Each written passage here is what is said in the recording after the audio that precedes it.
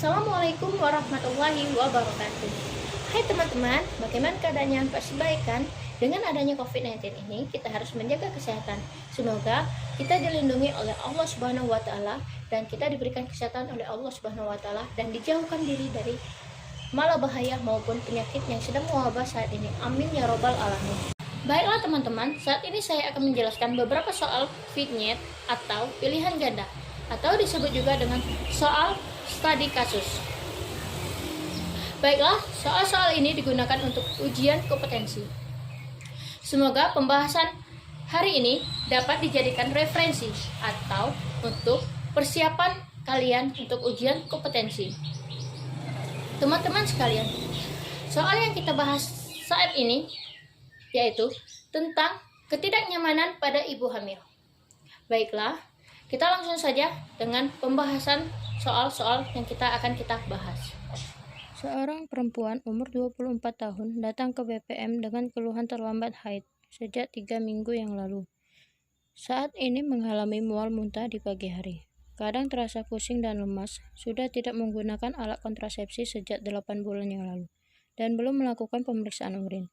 Pasien telah memiliki 2 orang anak, dan ada riwayat keguguran.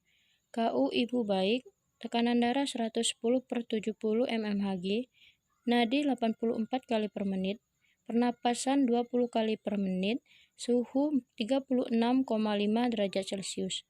Pemeriksaan abdomen, TFU tidak teraba, inspekulo porsio licin, ostium tertutup, tampak kebiruan. Apakah pemeriksaan penunjang yang paling tepat dilakukan pada kasus tersebut?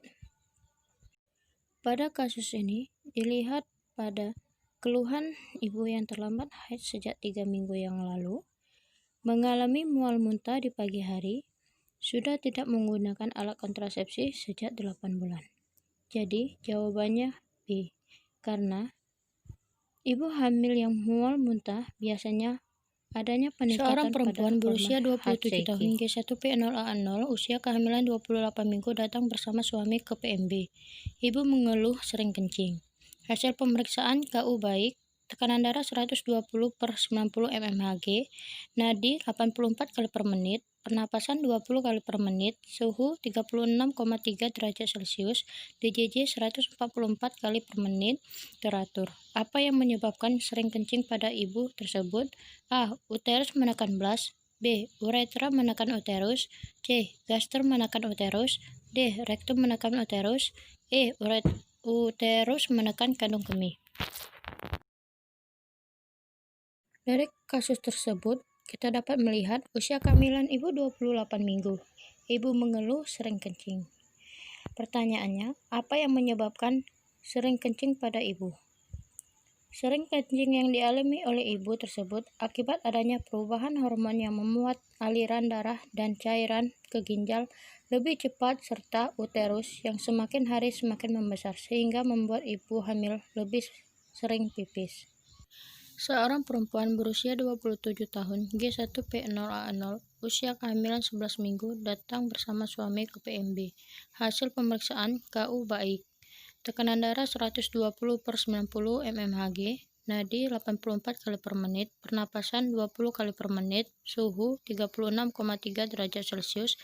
Ibu mengeluh mual muntah 1-2 kali pagi hari. Nafsu makan kurang dan lemas. Apakah komplikasi yang mungkin dapat terjadi pada kasus tersebut? A. Braxton Hicks, B. Hyperemesis, C. Piscesis sac, D. Emesis gravidarum, E. Tanda Chenwick. Dari kasus tersebut, kita dapat melihat usia kehamilan ibu 11 minggu, ibu mengeluh mual muntah 1-2 kali pada pagi hari, nafsu makan ibu berkurang dan lemas. Apakah komplikasi yang mungkin dapat terjadi pada kasus tersebut? Jawabannya D. Emesis gravidarum. Karena emesis gravidarum atau morning sickness adalah gejala mual, biasanya disertai muntah, yang umumnya terjadi pada awal kehamilan, biasanya pada trimester pertama. Kondisi ini umum dialami oleh lebih dari separuh wanita hamil yang disebabkan karena meningkatnya kadar hormon estrogen. Seorang perempuan umur 30 tahun datang ke BPM dengan keluhan terlambat haid sejak 3 minggu yang lalu.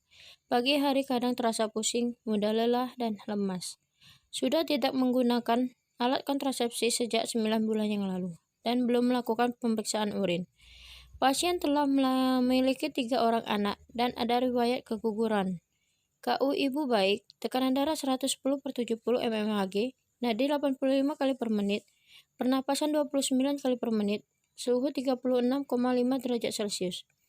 Pemeriksaan abdomen, uterus tidak teraba, inspekula porsio licin, ostium tertutup, tampak kebiruan.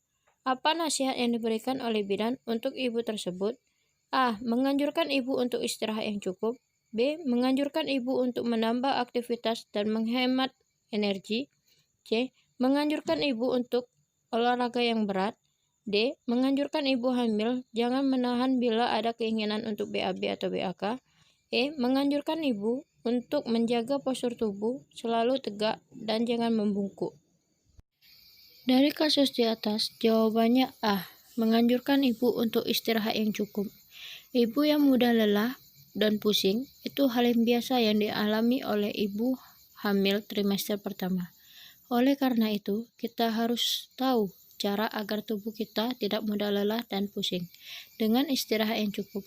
Maksud dari istirahat yang cukup itu ada tidur siang dianjurkan selama 2 jam dan malam hari selama 8 jam. Seorang perempuan umur 23 tahun G1P0A0 usia kehamilan 10 minggu datang ke PMB mengeluh sering mengalami mual muntah dengan intensitas 1-2 kali pada pagi hari dan mengaku nafsu makan menurun. Hasil pemeriksaan diperoleh KU baik, tekanan darah 110/70 mmHg, nadi 80 kali per menit, pernapasan 18 kali per menit, suhu 36 derajat Celcius, DJJ 144 kali per menit teratur. Apa asuhan kebidanan yang dapat diberikan? A. Memberikan makanan dalam bentuk normal. B. Memberikan makanan yang mengandung kalori yang tinggi. C. Memberikan makanan yang mengandung karbohidrat tinggi.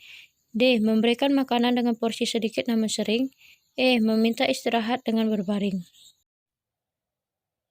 Di soal ini menjelaskan bahwa usia kehamilan 10 minggu dengan keluhan ibu mual muntah.